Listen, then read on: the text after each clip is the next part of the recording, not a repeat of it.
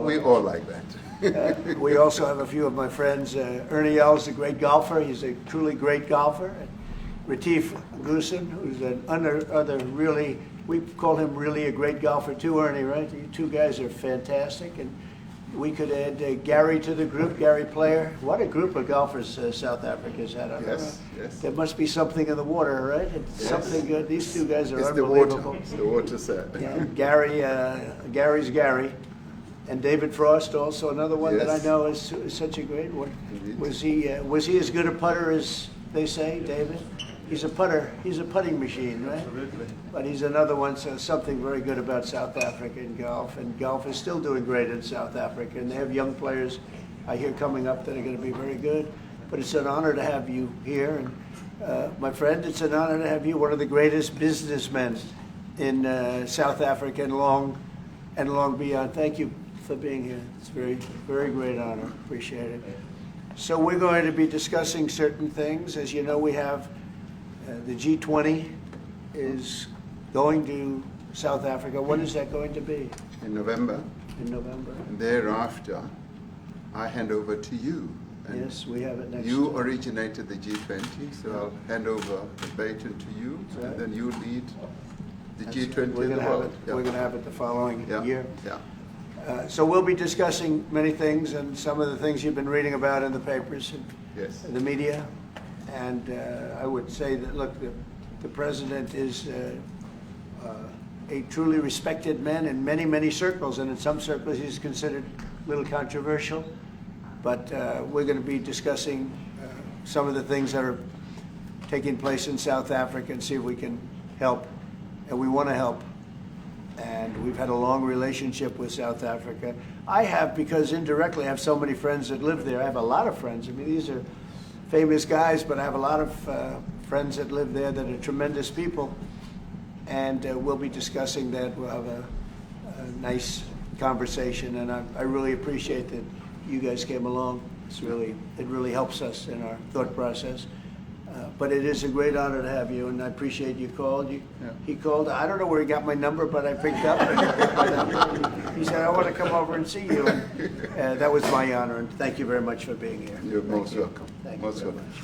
Well, thank you very much for welcoming us to this reformed White House. I've been here before, and it looks really fantastic. I must congratulate you. Thank you. But I also thank you for allowing our delegation. This is a very mixed delegation that you've got. We've got people from government, my ministers. I've got someone from the trade union movement who we really collaborate with, and from business as well, and our sporting legends. When I spoke to you, you said, yes, come along and bring Gary Player, bring any else, and Retief Goosen. I've brought the two of them.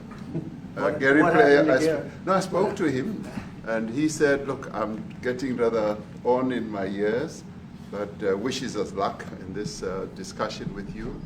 So it's a real joy, and I'd also like to thank you for allowing your people to start discussions with us at the trade level.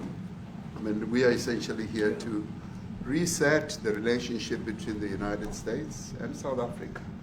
We are long-standing partners in many, many ways. We've collaborated in many fields, in space issues, in energy, and in trade, and we therefore need to reset that, particularly in the light of some of the announcements that you made on trade and investment. So we want to advance more trade between the two of us, two countries, and our people now have been empowered by yourself and by myself to start engaging, and we hope that we will be able to fuel that engagement during our talks.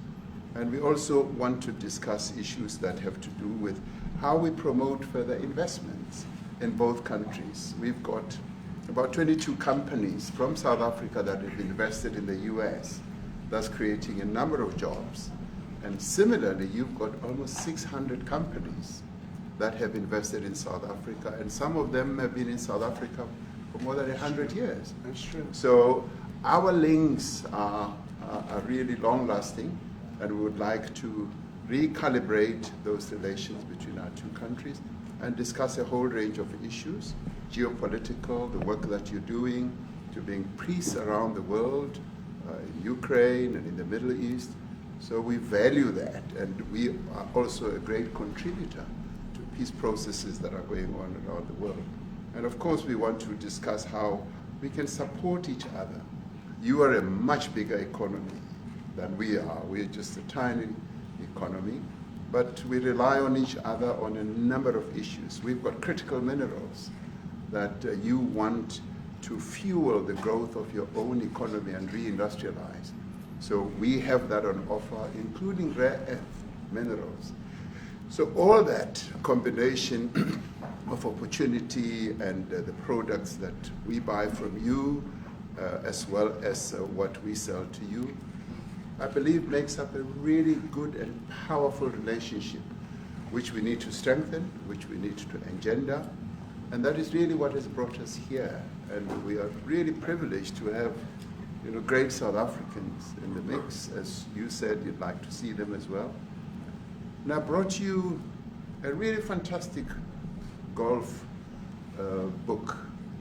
Weighs 14 kilograms. Oh, that sounds good. And it showcases the golf courses in our country. Johan Rupert wrote preface, so did Annie Els. And I want to showcase our golf courses. You might remember when I spoke to you and we spoke about golf, you said I should start practicing. And I've started practicing, President, so I'm ready. But let me end just the introductory remarks by thanking you. You may not recall that 5 years ago I spoke to you during the COVID period. Right. And it was at a time when the whole world was going through a really cathartic moment. Right. And we asked for assistance, and you were able to assist us with respirators. Respirators, and you kept to your word, and you delivered respirators to us. We didn't have as many in our country, and it really helped to help us deal with COVID. So I'm here also to say thank you and to thank the people of America for having helped us during a really difficult time. Being the small economy that we are, we needed help from around the world. And you were there to provide that. So thank you very much. I remember the call. Yeah. We sent 150 respirators. We became the respirator king. We started making them. Nobody had them. We had very few of them. That's right. But they were very helpful. But we sent 150, and I appreciated the letter. You wrote me a letter. That's right. Yeah. Thank Yeah. you. I Well, appreciate that very much. Thank you very much for that. It really touched my heart after I spoke to you and you delivered. So Great honor. Thank you very much indeed. Yeah. Any questions, please? Mr. President, we welcome white Afrikaner refugees here. Can you explain to Americans why it's appropriate to welcome white Afrikaners here when other refugees like Afghans, Venezuelans, Haitians have all had their protected status revoked? Well, this is a group, NBC, that is truly fake news. They ask a lot of questions in a very pointed way. They're not questions, they're statements. We've had tremendous complaints about Africa, about other countries too, from people. They say there's a lot of bad things going on in Africa, and that's what we're going to be discussing today. When you say we don't take others, all you have to do is take a look at the southern border. We let 21 million people come through our border, totally unchecked, totally unvetted. They came from all over the world. In many cases, they're criminals. They come from prisons. They come from mental institutions. They come from street gangs. They're drug dealers. So don't say that we didn't take them. We take them. We're trying to get them out as fast as we can. And we're doing record business on that. And we just won a big case where we're allowed to send back hundreds of criminals to Venezuela. Just won that today in the Supreme Court. I'm happy to hear. But we do have a lot of people are very concerned with regard to South Africa, and that's really the purpose of the meeting, and we'll see how that turns out. But we have many people that feel they're being persecuted, and they're coming to the United States. So we take from many locations if we feel there's persecution or genocide going on. And we had a lot of people. I must tell you, Mr. President, we have had a tremendous number of people, especially since they've seen this. Generally, they're white farmers, and they're fleeing South Africa, and it's a very sad thing to see. But I hope we can have an explanation of that, because I know you don't want that. It's a kind of a different meeting. Normally we have meetings, we talk about trade, and we'll be talking about trade and other things. But that certainly will be a subject that comes up. Yeah.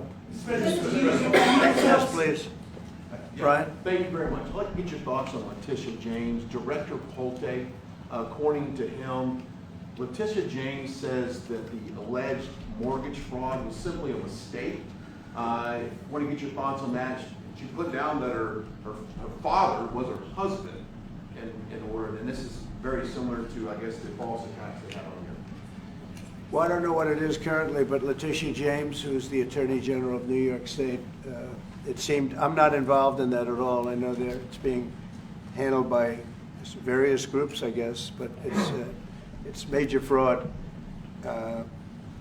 mortgage documents, and fraudulent everything. I think she said the father was her husband, which she had to have a husband, or so she chose her father, and she put it down. And she had didn't she sign in Virginia? Yet she said she lived in Virginia. Yet she's the New York State Attorney General, and she did that for tax reasons, so she could take advantage of taxes.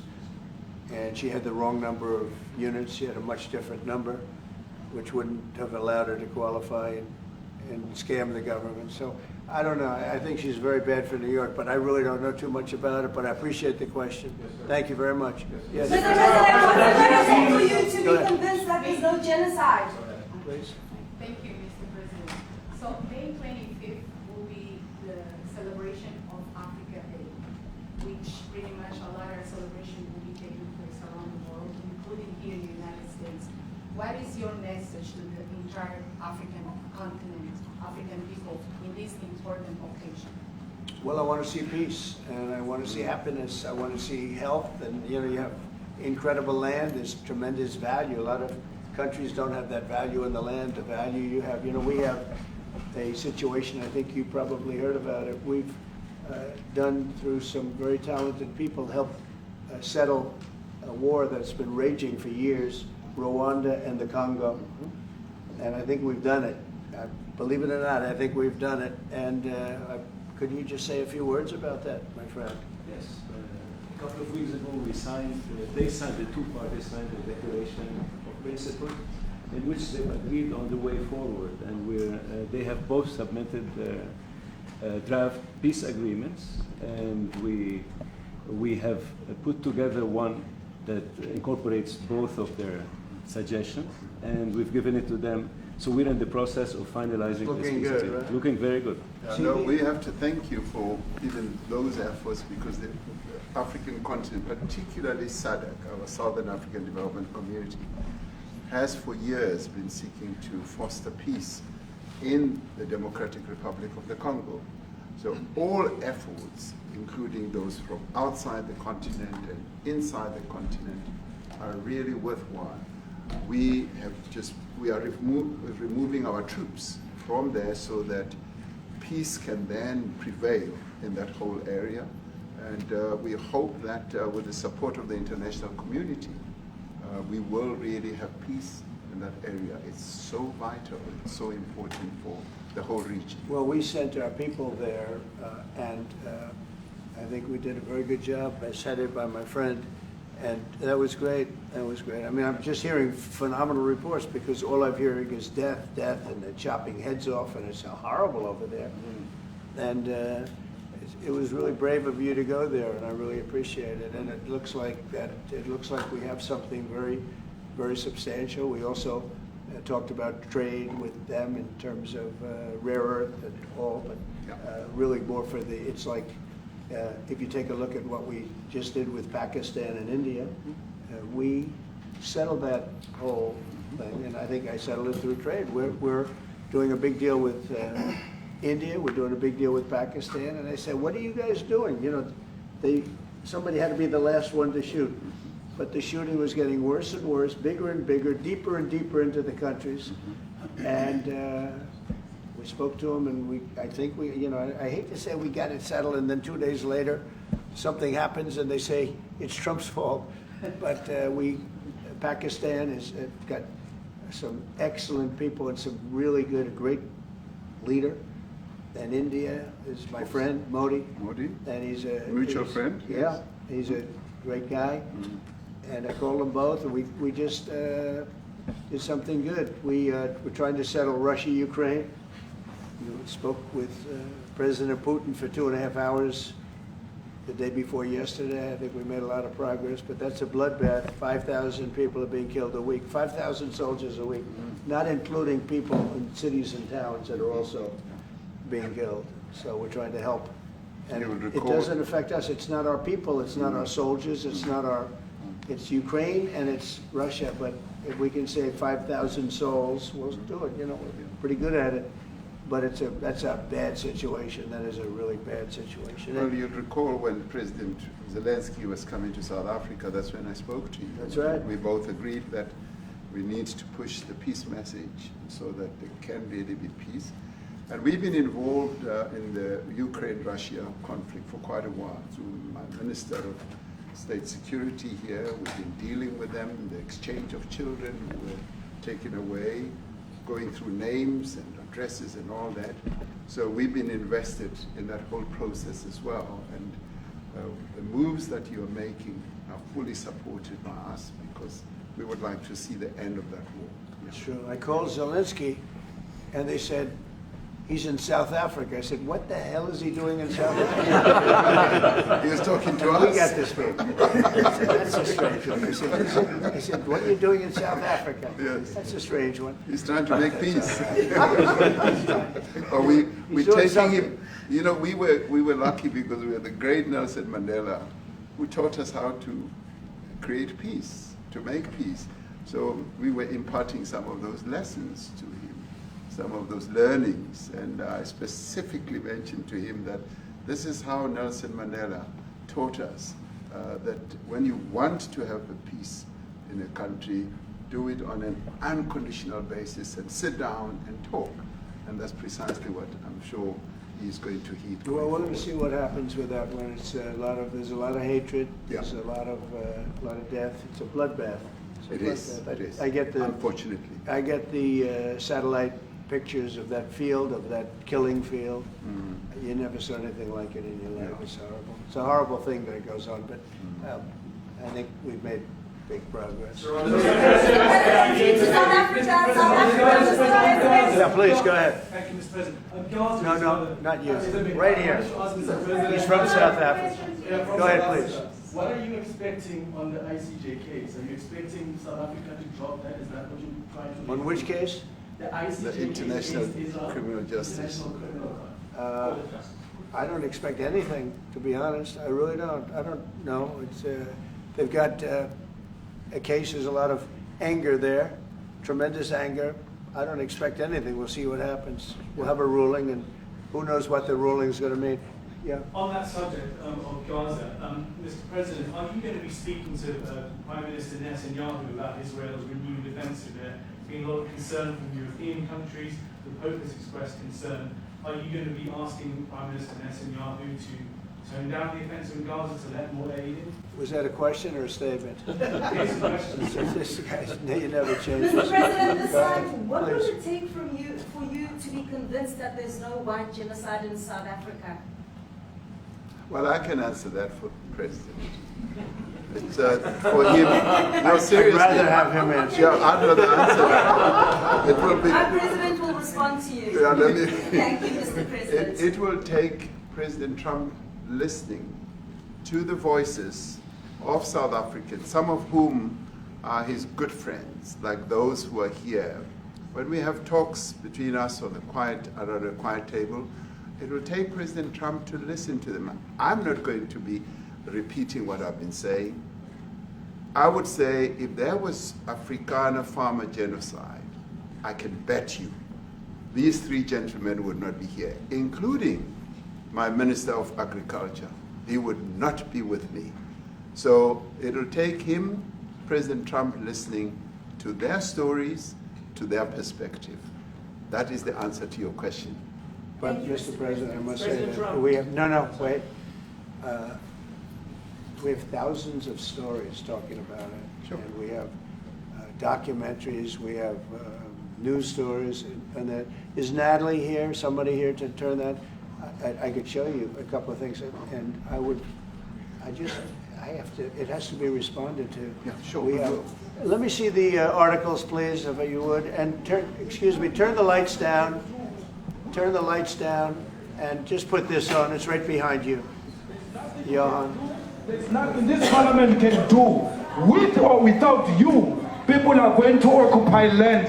We require no permission from you, from the president, from no one. We don't care. We can do whatever you want to do. Who are you to tell us whether we can occupy land or not? We are going to occupy land. Yeah. South Africa, occupy land. That's who we are. So whatever you want to do, we can withdraw my membership from this useless parliament. Honorable. Yes, honorable member. Must never be scared to kill. A revolution demands that at some point there must be killing, because the killing is part of a revolutionary act. Shoot to kill, Yamaza. Kill the poor, the farmer. Kill the poor, the farmer. Pa, pa, pa, pa. To kill, Yamaza. Kill the poor, the farmer. Kill the poor, the farmer. The mayor of DA in PE is a white man. So these people, when you want to hit them hard, go after a white man. They feel a terrible pain because you have touched a white man.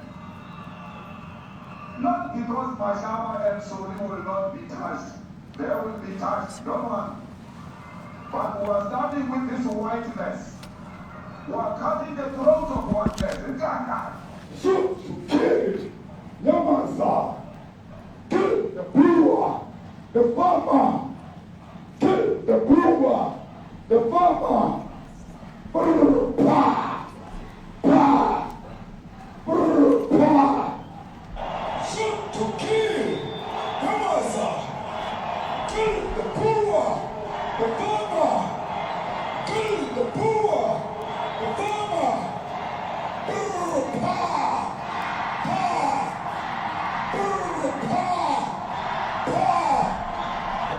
I don't know what's going to happen in the future. I'm saying to you, was not called for the killing of white people, at least for now. I can't guarantee the future. Yeah, but I mean, you understand somebody watching that, especially as it gets shared on Twitter, they freak out. It sounds like a genocide on Twitter.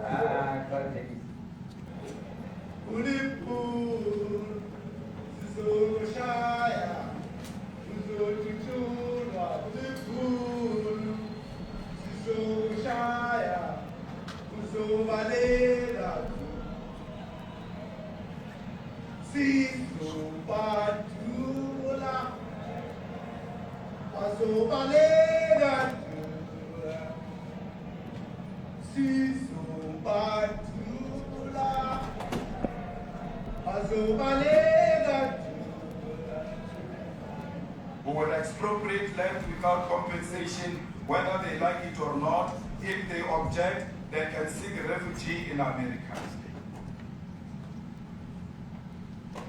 Now this is very bad. These are burial sites right here. Burial sites. Over 1,000 of white farmers, and those cars are lined up to pay love on a Sunday morning. Each one of those white things you see is a cross, and there's approximately 1,000 of them. They're all white farmers, the family of white farmers. And those cars aren't driving, they're stopped there to pay respects to their family member who was killed. And it's a terrible sight. I've never seen anything like it. Both sides of the road you have crosses.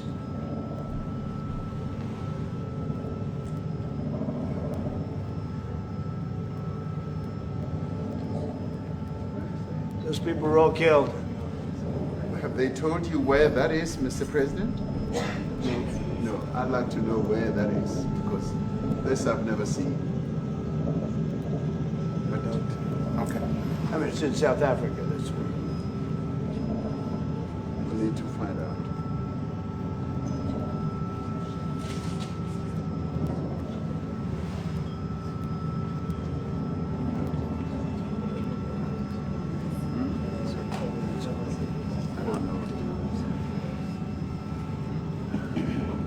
Those people.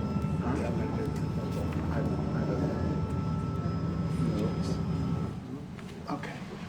Mr. President, the Pentagon announced that it would be accepting a Qatari jet to be used as Air Force One. What are you talking about? You know, what are you I want talking to about? respond to You know, The Pentagon you to get out of here. What does this have to do with the Qatari jet?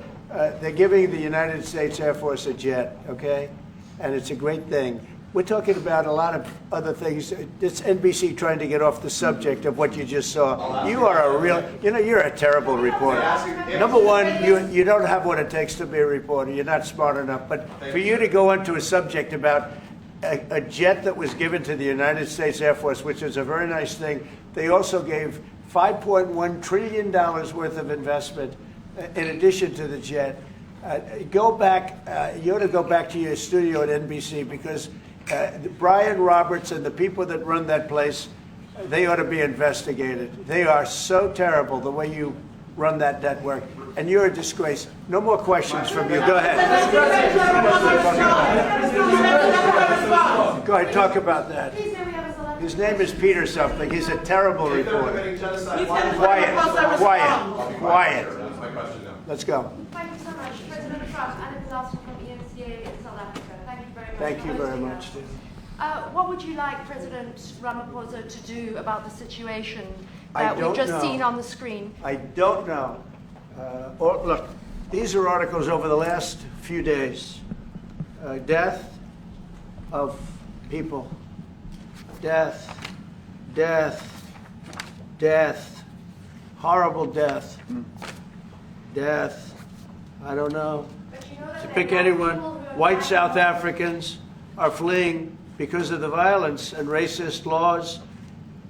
And this is all, I mean, I'll give these to you. No, I'd like So to- when you say, what would I like to do? I don't know what to do. Look at this. White South African couple say that they were attacked violently. And, President Trump, when will you go and see for yourself if it is indeed true? well, I could do that. Look, here's burial sites all over the place. These are all white farmers that are being buried. And he asks about a jet that was given. You ought to be ashamed of yourself. You know, you are so bad. You're such a bad reporter. President, two questions. Mr. President, two questions. This is one after another. This family was wiped out. I'm just looking. Can we get a response from President Can you give Ramaphosa, us your please? reaction to those videos, Mr. President? President Yes, I Trump, want would reaction. Well, I think the videos are so. No. When you look at the videos, I mean, how does it get worse? And these are people that are officials, and they're saying that kill the white farmer and take their land. That's what it is. And I have other friends in South Africa. I have people that left.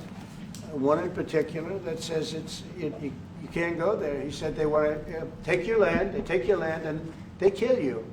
It's okay, and they say it's okay to do. Now we're going to talk about it. We're going to. But this is a tremendous look. This is a story recent. These are all people that recently got killed. Yeah. And I don't know how it can get any worse. These are,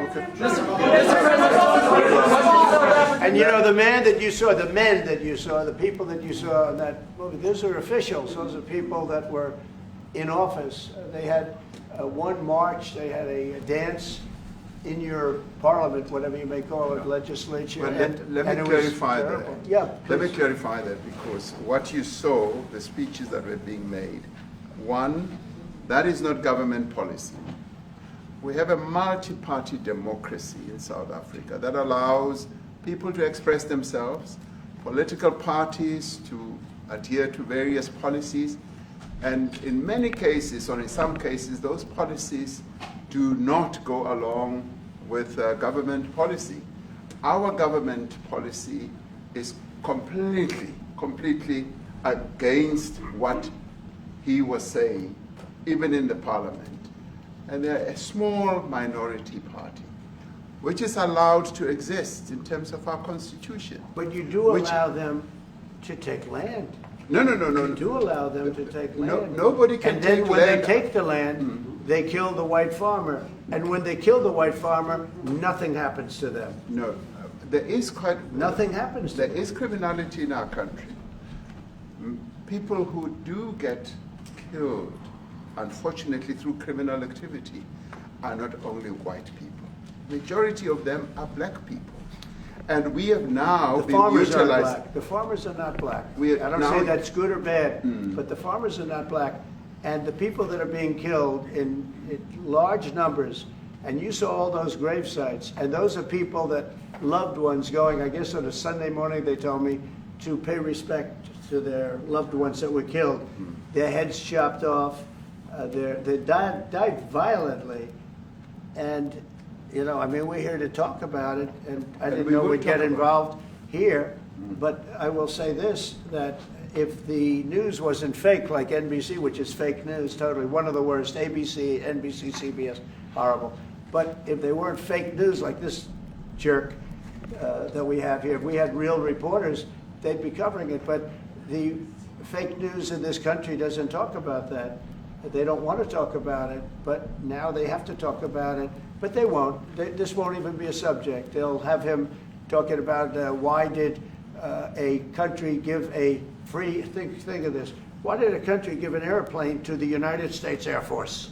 Okay, the United States, not to me, to the United States Air Force, so they could help us out, because we need an Air Force One until that's Air Force One, it's being built, 2 of them being built. But Boeing's a little bit late, unfortunately.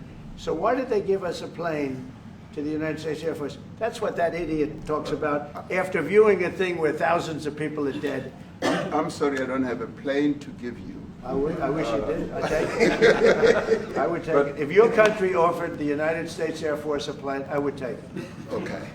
But coming back to this issue, which I really would like us to talk about, and talk about it very calmly.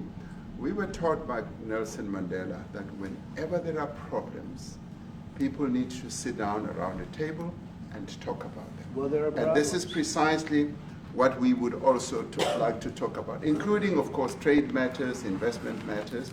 So the issues that concern you as the United States. Those are all recent. Those are all deaths. Yeah, in many ways, I mean, one should say you are a partner of South Africa, and you are raising concerns, and these are concerns that we are willing to talk to you about.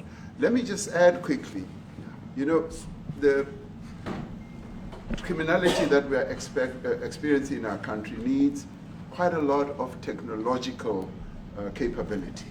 And in one of our areas in South Africa, we're using US technology, which is able to, in many ways, identify where shootings are happening and all that. And I'd like to talk about that, because there is support that we can get from you as the United States to help us deal with all these acts of criminality. And that is what I believe partnership is all about. And we are here as a partner so that we can help each other whenever there are challenges. So I'd like us to discuss it, and of course outside of the media, so that we sit down and have a really good discussion that will lead to good outcomes. Are there any other further punitive measures that could be in place should you not be satisfied that South Africa is fixing some of the very bad things, in inverted commas, that you tweeted are happening? Well, there are a lot of bad things happening in many countries, but this in particular has been very, very bad, very bad. And because of we're going to have the whole world watching in another short period of time, because you have the G20, and that's a big deal. And it seems like, I mean, I want you to look good. I don't want you to look bad. Very good. But we have hundreds of people, thousands of people trying to come into our country because they feel they're going to be killed and their land is going to be confiscated. And you do have laws that were passed that gives you the right to confiscate land for no payment. you can take away land for no payment. I want to clarify that, because we have a constitution. Our constitution guarantees and protects the sanctity of tenure of land ownership. And that constitution protects all South Africans with regard to land ownership. However, we do say, because we've got to deal with the past, the government, and as your government also has the right to expropriate land for public use. And you're doing that. And we've never really gotten underway with that. And we are going to be doing so. You're taking people's land away we have not. from them. We have, And those people, in many cases, are being executed. They're being executed. And they happen to be white, and most of them happen to be farmers. And that's a tough situation. I don't know how you explain that. How do you explain that? They're taking people's land away, and in many cases, those people are being executed. And in many cases, it's not the government that's doing it. It's people that kill them and then take their land, and nothing happens to them. But we have thousands of people that want to come into our country. They're also going to Australia in a smaller number. But we have thousands of people that want to come into our country, and they're white farmers, and they feel that they're going to die in South Africa, and it's a bad thing. Yeah, please. What can South Africa do? What concessions would you like to see them make to improve relations with the United States? Then I have one more for President Ramaphosa afterwards. Well, you know, we just spoke about, I got them a very, very complex machine, 150 of them. I was asked by the president if he could help, and I did that. And, you know, I have great feeling for all countries. I deal with all countries, but I have a great feeling for South Africa because I have friends. I have a couple of friends, a few friends here today. I have many friends from South Africa, but many of those friends are not, they can't go back. I have, Elon is from South Africa. I don't want to get Elon involved. That's all I have to do, get him into another thing. But Elon happens to be from South Africa. This is what Elon wanted. He actually came here on a different subject, sending rockets to Mars, okay? Yes. He likes that better. He likes that subject better. That's right. But Elon is from South Africa, and I don't want to talk to him about that. I don't think it's fair to him. That's right. But I will say that people are fleeing South Africa for their own safety. Their land is being confiscated, and in many cases they're being killed. And that scene of, you see how many crosses they have. Those crosses, that's a dead person in every one of them.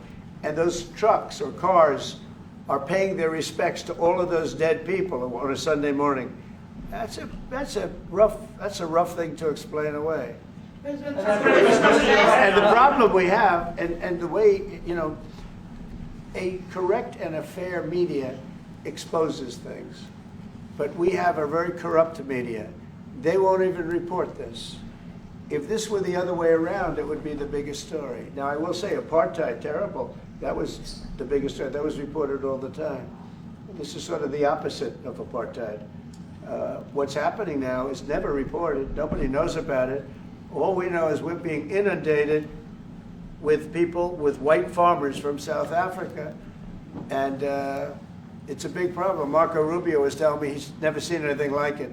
The numbers of people that want to leave South Africa because they feel they're going to be dead very soon. Yes, please. I was going to say, Brian, go. If I could just ask you a question.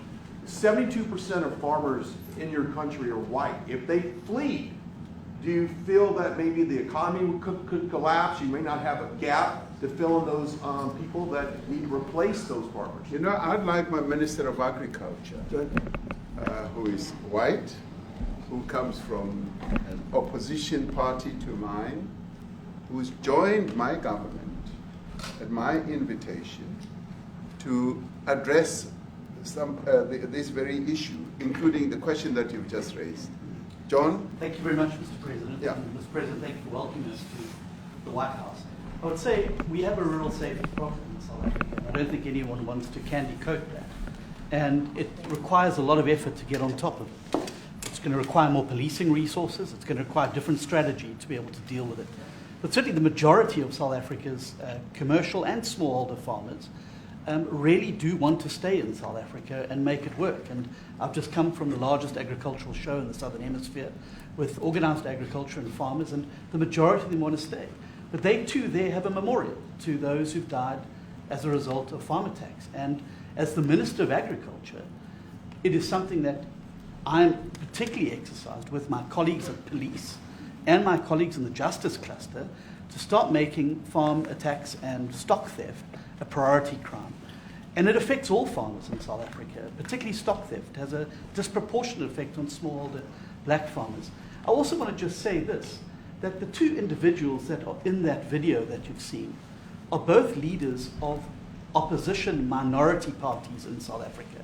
Mkhonto weSizwe under Mr. Zuma, and the economic freedom fighters under Mr. Malema.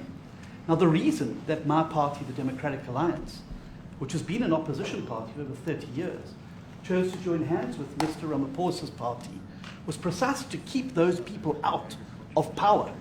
We cannot have those people sitting in the union buildings making decisions. And that is why after 30 years of us exchanging barbs across the floor in Parliament and trying to get one over on each other, we've decided to join hands precisely to keep that lot out of government. Because the day they get in to the doors of the union buildings in South Africa or control of our Parliament, that's what you're going to see. And that is why this government, working together, needs the support of our allies around the world so that we can strengthen our hand, grow our economy, and shut the door forever on that rabble getting through the doors of the union bodies, because then South Africa's future would be... So you denounced that type of language in the video that you saw? Oh yes, we've always done so. As government, as my own party, we are completely opposed to that. We, in 1955, adopted a document which said South Africa belongs to all who live in it. But why wouldn't you arrest that man? That man said, kill the white farmers, kill the white farmers. And then he danced, and he's dancing, and it's kill the white farmers. I think, I'm not sure, but I think if somebody got up in Parliament and started saying kill a certain group of people, he would be arrested very quickly. That man is going all over South Africa, and that's not a small party. That was a stadium that holds 100,000 people, and I hardly saw an empty seat. That's a lot of people. That's a lot of representation. And those crosses, we have dead white people, dead white farmers, mostly. And you take a look at Australia, they're being inundated, and we're being inundated with people that want to get out. And their farm is valueless, it's valueless, and they just want to get out with their life. And this is a very serious situation. And if we had a real news or real press or media, we don't have that, because they won't talk about this, because they're all guys like that idiot. But if we had a real press, it would be exposed. And you know, the beauty of exposing it is it's like a cleansing action. When it gets exposed, it'll get fixed. That's when it'll get fixed. But people don't talk about it. And I'll tell you who's talking about the thousands of people that are fleeing South Africa right now. We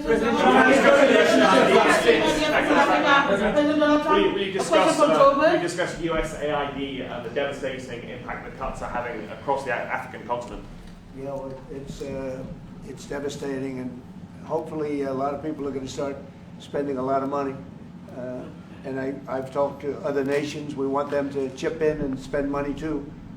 And we've spent a lot, and it's a tremendous problem going on in many countries. A lot of problems going on. The United States always gets the request for money. Nobody else helps, as you know. Europe doesn't help. Europe hasn't given anything. All they do is sue our companies. You know, they sue Apple, and they sue all of our companies. Apple had to pay $17 billion on a nonsense lawsuit.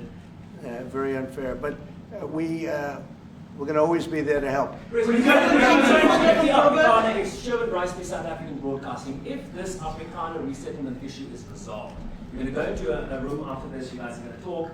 If it is resolved, what is the potential for the future-looking relationship between the United States? It's got to be resolved. It should be resolved. It's a little bit bad when you see a stadium with 100,000 people in it, because that means it's more than just a little movement. It's a pretty big movement in South Africa, so it has to be resolved. it'll be the end of the country if But it's is not. there potential for the relationship moving forward? I hope so. Are you That's going why to I'm Djibouti here. in November? I mean, I'm not here for my health. I'm here to see what it is.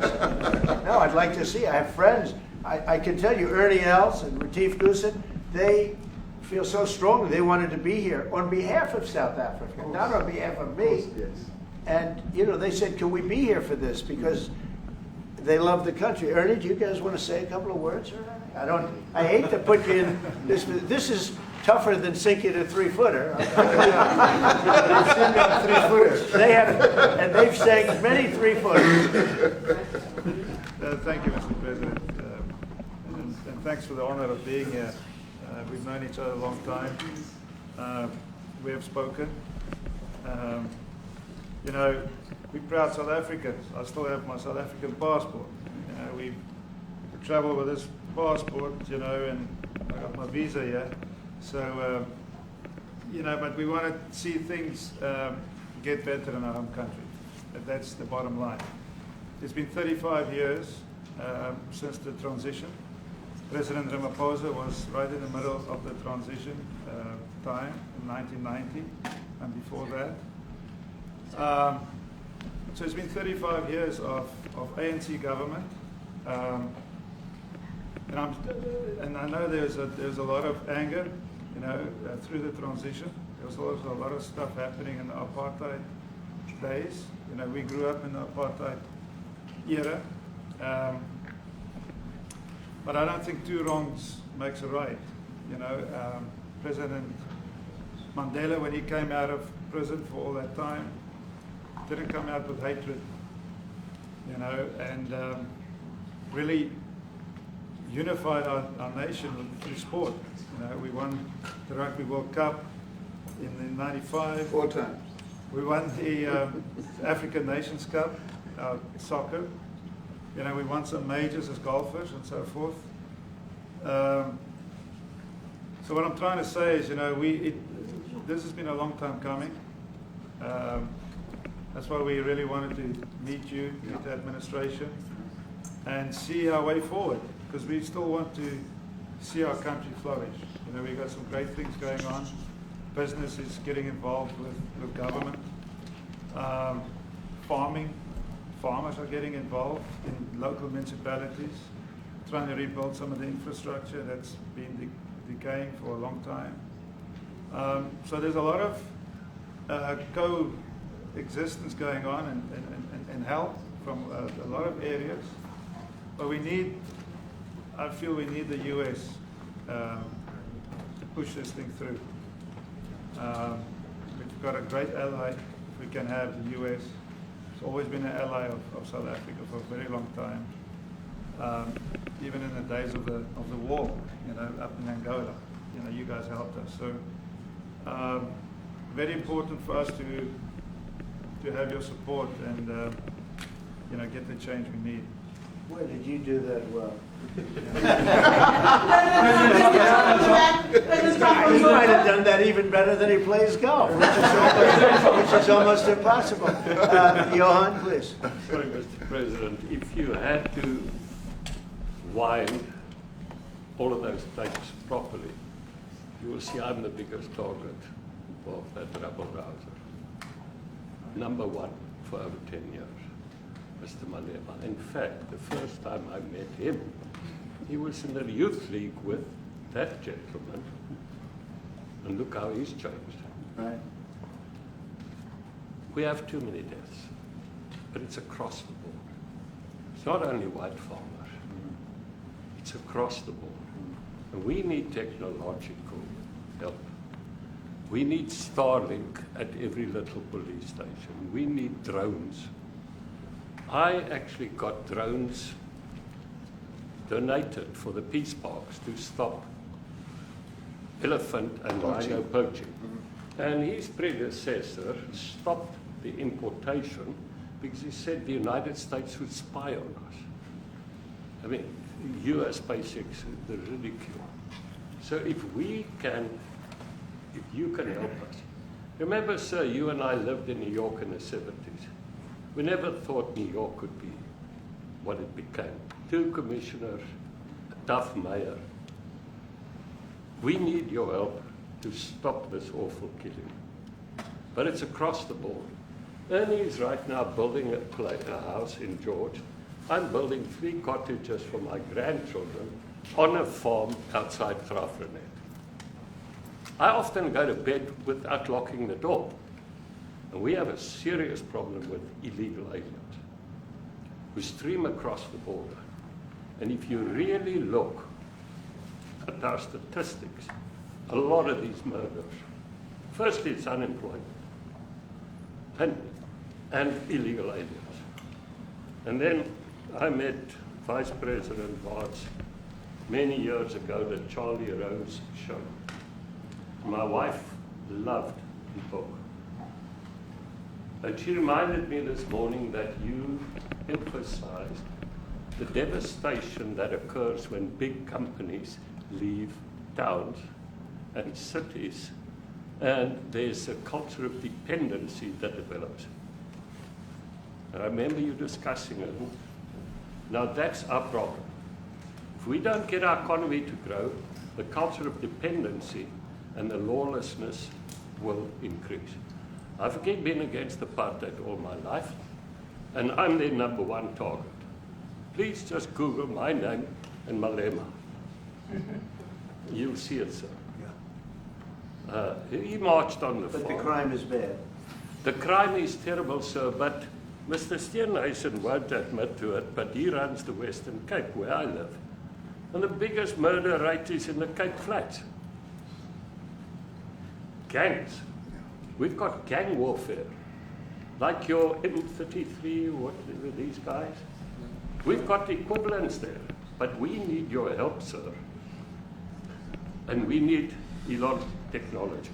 Well, one of the real areas of support is really in investments. We've got to grow our economy, because through growing the economy, we're then able to create more jobs. Because crime really thrives where there is inequality and unemployment.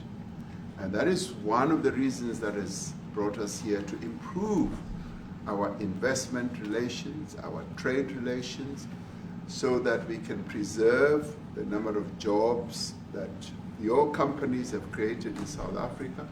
By virtue of what we export to you, we are able to create up to 500,000 jobs in the auto industry, in the agricultural industry, and a number of other industries, mining, where we export things to you. And we also know that as South African companies invest here, you are also able to create jobs. So it's a mutually beneficial relationship. So our main real reason for being here is to foster trade and investment, so that we are able to grow our economy with your support, and so that we are also able to address all these societal problems, because criminality thrives when people are unemployed, when they have no other hope to eke out a living. So that is what we need to resolve. And your support, your partnership with us is what is really going to give us a strong capability to move forward. President, please, Retief, do you have, excuse me, do you have anything to say? I mean, I don't want to leave you out. You know, the guy won 3 or 4 majors. 3 or 4? No, only 2. That's a lot. By the way, 2's a lot. A lot of tournaments you won too. You have anything to say? Yeah, thank you, Mr. President. President Ramaphosa. I grew up in an area in South Africa that is a farmland area, Polokwane. And there is some issues up there. Obviously, my dad was a property developer as well as a part-time farmer. And yeah, some of these buddy farmers got killed. The farm is still going. My brothers run it, but it's a constant battle with farms they're trying to burn the farms down to chase you away. So it is a concern to try and make a living as a farmer. And at the end of the day, you know, without farmers, there's no food on the plate. So we need the farmers to produce the food. Farming, right? He wouldn't do it. He wouldn't even want to do what you're doing, right? They love farming. They don't want to leave. But it's a struggle. Yeah, and you know, food and fresh water is the most important thing in life. You know, without those 2 things, you can't survive. How is the water there? The water's great, obviously. All the water comes out of the borehole, out of ground for us down there. But yeah, it is a battle to get the water out sometimes when all the equipment gets stolen all the time that you're trying to get the So water does out. your family and your brother, do they feel safe on the farm? They live behind electric fences, you know, try and be at night safe. But it is constant whenever you leave that something could happen. And there's nowhere to live. you know, both of them has been attacked in their houses. My mom's been attacked in her house when she was 80. So it is difficult. But you know, the guys live a great life despite everything going on. Something. President Trump, I brought along the president of the largest trade union in our country, Ziggy Solosi, because she leads many, many workers, more than 1 million, 2 million workers. And maybe we should give her a chance to say something, because she's come all the way to join us. Thank you very much, Mr. President Trump, Thank you. for having us, and President, for extending the invitation to us as organized labor.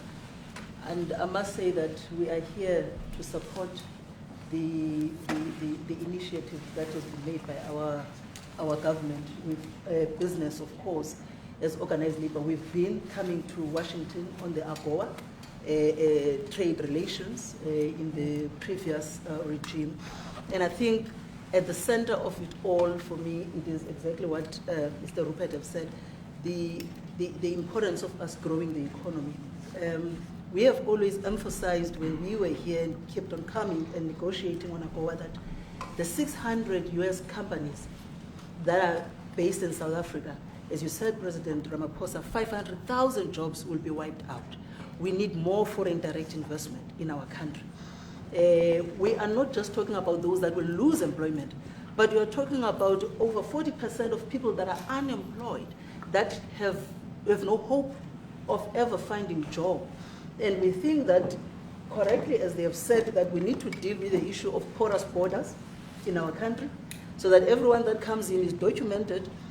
We also need to, and I would have thought that the minister would address the issue of land expropriation and how the policy works in South Africa. Recently, President, as you were preparing to come here on the news, in, I think it was in Natal, there was a handover of farms. And white farmers were saying, we are donating the land, but also there's a willing buyer, willing seller in South Africa. So there is no expropriation without compensation, but it is a willing buyer, willing seller. And that white farmer was even saying, President, that the government is even paying more in buying the land than what the land is worth of. And I think those are the realities, President, that we must say that we need to address, of course, but also the importance of agriculture linked to AGOA. People rely on it, and I think, as Retief have said, for survival and living. But lastly for me, President, is also the issue of the crime statistics. There is no doubt about it that we are a violent nation, you know, for a number of reasons, and we're not condoning anything. But also, if you go into the rural areas where black majority are, you would see women, elderly, being raped, being killed, being murdered. And these are black elderly women that would be found throat slits, raped multiple times, and all of that. And the problem in South Africa, it is not necessarily about race, but it is about crime.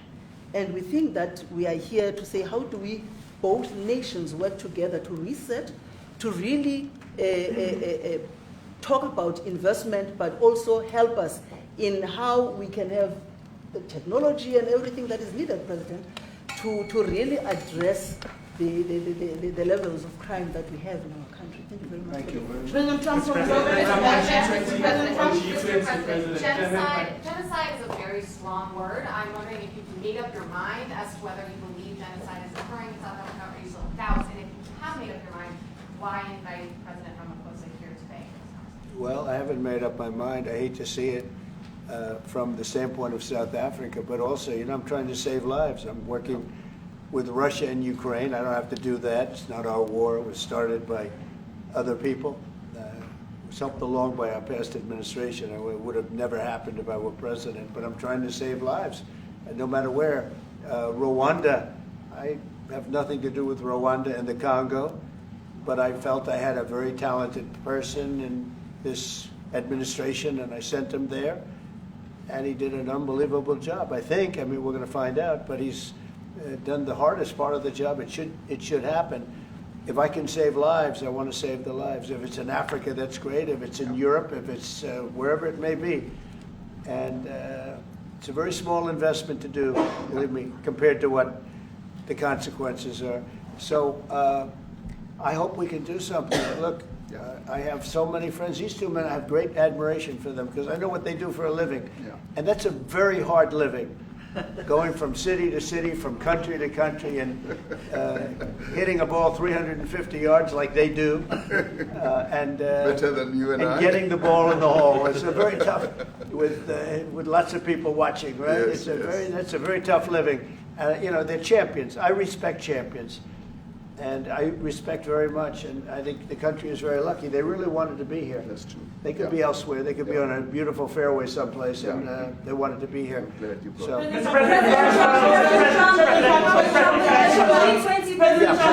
name is Yanda Mobo from Newsroom Africa in South Africa. Good. How important is it for the United States to be at our G20 summit in November, given the relationship between our two countries? You've just heard what has been said to you just now. Are you coming, and are you preparing to come? So without the United States, the G20, just like the G7, used to be the G8, but brilliantly they threw Russia out. It would have been a lot better if Russia was in. You know, a lot of people would say, oh, that's not it. Because if Russia was in, you probably wouldn't have this war. And if you had a different president, you wouldn't have the war either. But we have a G7. It's important that the United States is at both of them. I think without the United States, it's I really believe it's not very important. It's not the same meaning. As I said to President Trump, the U.S. really originated the G20. And it's important that the United States continues to play a key role in the G20. And we are privileged to be the president of the G20, but we are even overjoyed that we are going to hand over to the United States, who are the originators. And for that reason, I expect the United States to continue playing the leadership role in the G20 together with other countries. And I've said when I initially spoke to President Trump on the phone, I want him to come to South Africa for a state visit, and I also want him to come and participate in the G20. And I want to gladly hand over to President Trump to take the leadership of the G20 forward in November. Thank you very much. Thank you very much. Thank you. What is it going to take to convince you? They don't want to leave. They like you so much. How much do you need? Everybody, please keep moving. Thank you. Keep moving. Keep moving. Keep going. Keep going. Thank you. Thanks, guys. Thank you.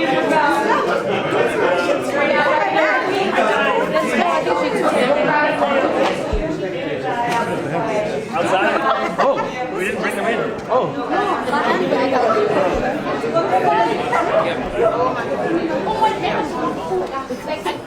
No, eventually you tell me space asking this. No,